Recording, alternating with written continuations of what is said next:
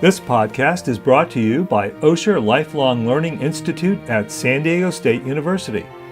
This new medium for learning amplifies our mission of providing intellectually stimulating content. Welcome to Constitutional Context. This is Professor Glenn Smith with another 5-minute bite of background about the court and Constitution. In less than a month, the Supreme Court's 2017-2018 term will end in a flurry of high-profile, controversial, and contentious decisions.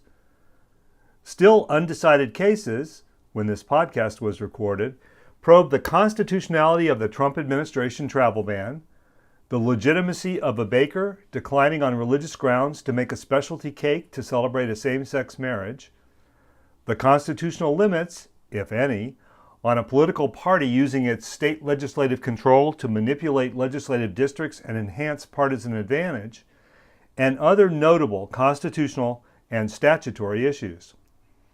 Which makes it appropriate to address 3 key questions I'm typically asked around this time about the annual end-of-term decision dump. First, does the court deliberately wait until the last few days to drop decisional bombshells? Do the justices enjoy keeping America's court watchers in suspense? Perhaps the court does enjoy the temporary limelight, although I'm not aware of any justice ever admitting that.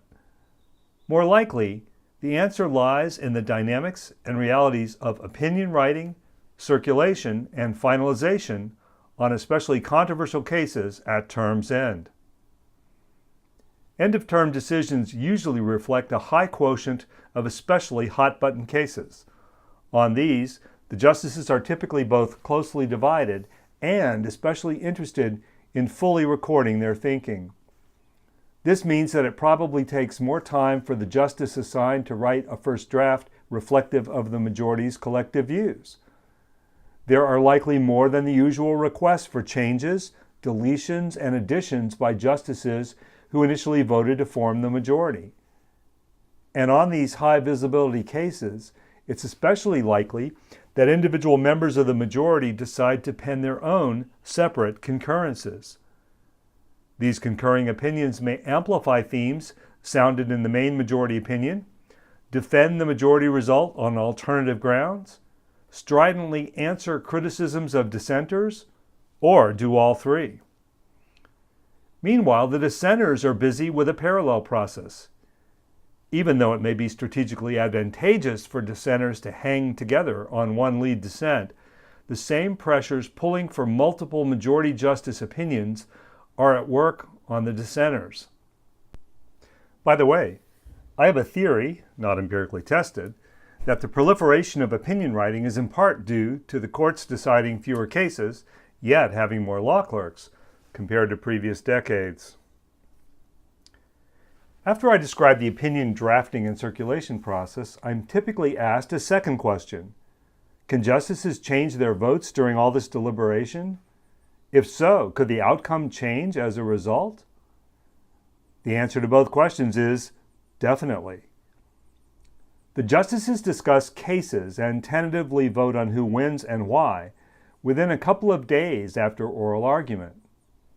Still, the positions and collective outcome of the deliberations are not final until they're final. That is, until the opinions are officially announced. One study of vote patterns under Chief Justice Warren Burger showed that 1 or more justices change votes in more than a third of cases annually. The changes usually expanded the size of the majority, but nothing guarantees this. In some very important decisions, including a notorious 1986 decision, overruled 17 years later, upholding a Georgia anti-sodomy law, and an important 1992 separation of church and state decision invalidating prayers at a high school graduation, the outcome flipped, and the initial dissenters in the preliminary voting became the ultimate majority. Which brings up a last question. What's the best way to follow these end-of-term decisions and cliffhangers? Even though news coverage is quite speedy and intense in the last days of the term, The most dedicated court aficionados join the online blog hosted by scotusblog.com, one of several excellent websites providing expert and unbiased court coverage. It's become my end-of-term ritual in the last several years to arise around 6 a.m.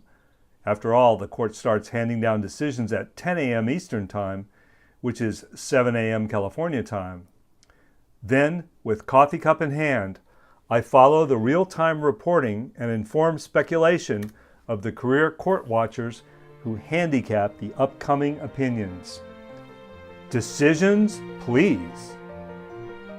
If you'd like to further explore this subject, or the court and Constitution generally, I regularly teach courses at SDSU's Osher Lifelong Learning Institute. See the current course catalog at neverstoplearning.net/OLLI.